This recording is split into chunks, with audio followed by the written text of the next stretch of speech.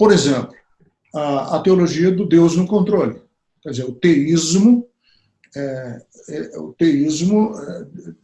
do Deus que tem tudo sob seu comando, né? Da soberania. Que determina tudo, né?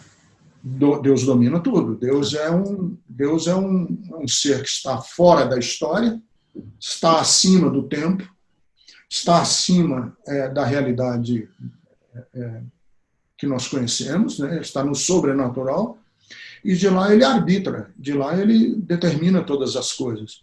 Isso é uma das teologias mais caras do mundo evangélico. É uma das teologias uma das vacas sagradas, intocáveis, irretocáveis, que ninguém pode mexer. E a gente começou a mexer nisso. Pô, isso não faz sentido.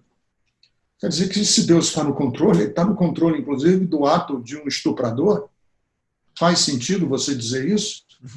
Que Deus estava no controle do guarda lá em Auschwitz, que abriu a torneira da câmara de gás? Deus estava por detrás dessa mão? Faz sentido esse tipo de teologia? Os incêndios do Pantanal, né? O incêndio do Pantanal. Deus está determinando quem morre da Covid? Quantos vão morrer? Por que estão morrendo? Aonde esse vírus está caminhando? Quer dizer, todas essas questões que a gente tem que levantar e discutir, ou faz esse dever de casa, ou você fica repetindo esse discurso despregado da vida, descolado da realidade humana e do sofrimento humano. Então a gente começou a ler, né, diversificadamente, desde ateus, começamos a ler críticos da religião, começamos a ler rabinos que refizeram todos os seus conceitos de espiritualidade depois de Auschwitz, começamos a ler Teologia da Libertação, Juan Luís II, Gutierrez, Leonardo Boff, Frei Beto, começamos a ler diversos, quer dizer, saímos do nosso cânon de leitura evangélico e começamos a ler diversificadamente.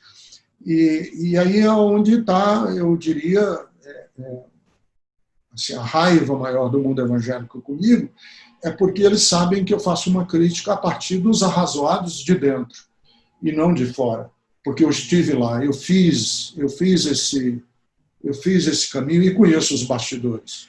Eu queria te escutar um pouco em relação aos pastores que você acha que ficaram, que aceitaram esse esquema das coisas. De que maneira que isso é racionalizado? Você acha que essas pessoas ainda se sentem homens de Deus, ou você acha que chega alguma hora que o cara ele sabe que ele está fazendo um número, ele sabe que ele faz parte de uma máfia, ou ele ainda racionaliza isso como uma missão em que justifica-se o crime em nome do reino de Deus? Assim, eu não vou fazer um exercício aqui de psiquiatria, claro, mas eu posso fazer. Não, assim, realmente eu não. O que eu posso dizer é o seguinte: é que há alguns elementos dentro da teologia que são mais fortes do que esse eureka, do que essa compreensão, do que esse dizer, não posso fazer mais parte disso. Alguns elementos que são tão fortes que a pessoa não consegue chegar a esse ponto da racionalização. Um deles eu já falei, que é essa lógica do Deus no controle de tudo. Essa lógica do Deus no controle de tudo, ela se desdobra numa outra lógica.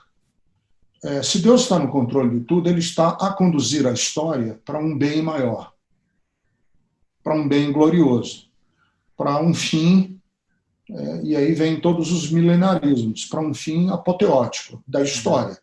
A escatologia, a escatologia apocalíptica mesmo, né? Apocalíptica mesmo, milenarista, né? Quirialista, como chamam nas ciências sociais. Esse apocalipticismo, né? essa escatologia, ela é muito forte, porque o cara fala o seguinte, aí é que dentro dessa teologia vem a lógica dos fins justificam os meios. E eu já ouvi, e a gente sabe que um desses pastores neopentecostais já usou, inclusive, essa lógica. Já explicitou isso. Para o reino de Deus vale gol de mão. Vale gol de mão, porque eu estou aqui contribuindo e estou colaborando com o fim apoteótico da história. Inclusive, isso justifica porque é que muitos pastores nos Estados Unidos, ainda hoje, né, o filho do Billy Graham e esse Jerry Falwell apoiam o Trump, porque dizem o seguinte: o Trump não é lá essas coisas todas, e nem a gente assina embaixo do cara que é dono de cassino, que já teve metido com crime organizado, que faliu um monte de empresas, que já pagou dinheiro para atriz pornô, dinheiro sujo, dinheiro escondido, tudo isso, né? Que nunca foi religioso, mas assim... Nunca foi religioso, não sabe mais mostrar a Bíblia e tal. Quer dizer, esse pessoal diz isso. Não, o Trump não é um dos nossos. O Trump não é um homem de Deus, entre aspas. O Trump é um elo na corrente de Deus. Ele é um servo de Deus. Inclusive, o calvinismo usa uma expressão que também é comum no calvinismo, que são vasos de honra e vasos de desonra. E Deus tem os dois. O vaso de honra é um Martin Luther King, é um padre Júlio Lancelotti, é um vaso de honra. Mas ele também tem os seus vasos de desonra, que são os caras sujos que Deus usa para conduzir a história. E quem são esses vasos de desonra? O Trump, o Bolsonaro. Esses caras são os vasos de desonra, mas eles são úteis. Entendi. Então existe uma justificativa real. Existe o vaso de desonra, que é a pessoa que faz o serviço sujo. Ela é usada... O serviço sujo para Deus. Eu já vi um pastor me dizer: Ricardo, você tem que concordar comigo que... É o capanga, né? É o capanga de Deus. É o capanga de Deus. Mas Deus está conduzindo a história. Assim, é necessário. Esse é um elo necessário para um bem maior que vai ser ainda, nós ainda vamos ver. Estamos passando por essa etapa. Eu já vi um pastor dizer para mim uma vez assim: Ricardo, você tem que concordar comigo que o Deus da Bíblia é um Deus que suja as mãos, vez por outra. Está escrito, então, né? Está escrito em muitas passagens também, né?